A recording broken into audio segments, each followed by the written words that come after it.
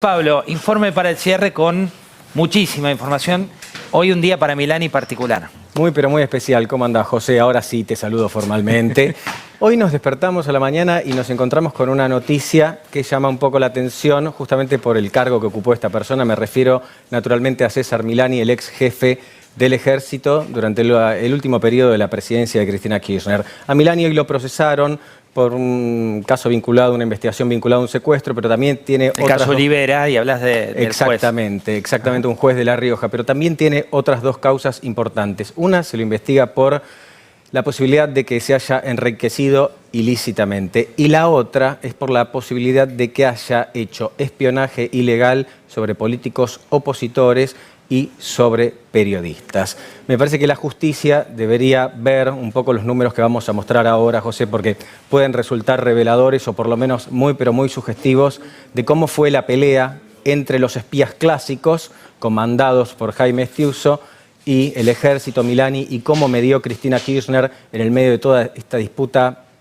pero multimillonaria. Porque ahí tenés cómo se repartieron la plata los espías y el Ejército. ¿Esto es en función del Ministerio de Hacienda? Sí, estos son datos del Ministerio de Hacienda, los recopilamos desde el año 2008 hasta la actualidad, en realidad hasta el año 2016, el año pasado. ¿Y esto cuál es la particularidad, José, de estas cifras? No incluye todo el presupuesto del Ejército. Esto es el gasto específicamente destinado al espionaje. Entonces, la primera conclusión que podemos sacar, año 2008, asume Cristina Kirchner, el 62% de los fondos destinados para hacer espionaje se los llevaba la Secretaría de Inteligencia en aquel momento, la AFI ahora, y solo el 13% se los llevaba una parte del Ejército que se dedicaba a hacer espionaje. Vamos a aclarar a esta altura una cuestión.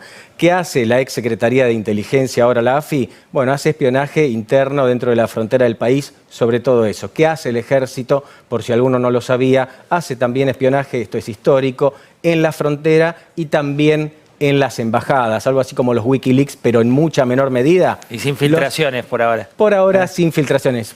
A la AFI se le están filtrando algunas cosas, no al Ejército. Entonces, de la torta del espionaje, cuando Cristina asume, 6 porciones iban para los que estaban del lado de Estiuso, apenas 13 para el Ejército, todavía no estaba Milani. Mirá lo que ocurre. 2010 cambia la torta. Va cambiando la torta paulatinamente. No. Esto te permite sacar una conclusión bastante sencilla. Cristina Kirchner, después del primer año de gestión, dejó de tener confianza en la AFI, en la Secretaría de Inteligencia en aquel momento, y empezó a darle cada vez más participación al Ejército. Hasta que llegamos a un año clave, años claves que son 2013 y los que siguen, sobre todo 2013 y 2014. ¿Qué ocurre en 2013?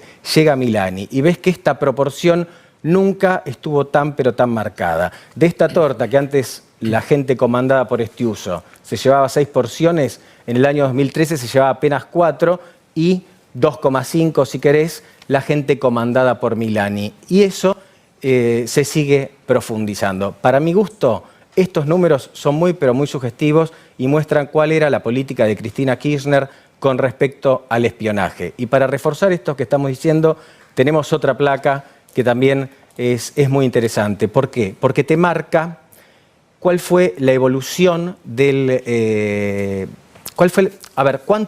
¿cuánto le autorizó el Congreso? Con lo utilizado, aprobado versus utilizado. ¿Cuánto el Congreso le permitió a Cristina Kirchner que usara para la AFI y, primero Secretaría de Inteligencia, y para el Ejército? ¿Y cuál fue el uso real de esos recursos? Mirá qué elocuentes los datos. 2008, olvídate, es el principio, ¿sí? Estaban ahí nomás. Ahora, por ejemplo, 2010, 2013, el Ejército tuvo 17% más de fondos que lo que había aprobado el Congreso. Ahora, ¿qué le pasó a la Secretaría de Inteligencia? Le recortaron los fondos. Lo mismo pasó en el año 2013, más marcado aún con posterioridad. El año 2014, que fue el único año donde César Milani comandó por un periodo completo las fuerzas del Ejército. Y esto es muy, pero muy sintomático, José. Año 2015. Pero acá, ¿qué pasa? Acá se invierte la torta. Acá, por fin, en realidad, 2015. No, en realidad eso no es así.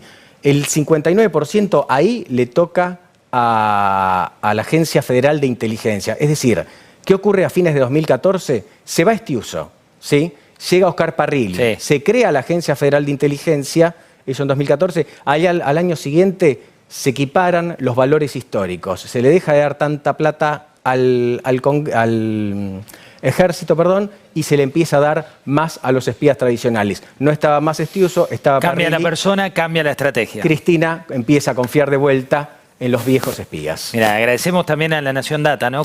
La Nación Data dio una gran mano. Y además, el último dato que te cuento, podríamos estar hablando de esto Es que es súper interesante mucho más. porque te da toda la pauta de lo que viene también. Sin dudas, a sin tu dudas. Ahora investigación. Macri equiparó un poco las cosas. Ahora lo está empezando a volver a valores históricos. Un dato que para mi gusto es fundamental. Año 2014, lo decíamos, el único periodo donde César Milani estuvo manejando el ejército íntegramente los 12 meses. Digamos, entró a mediados de 2013, se fue a mediados de 2015.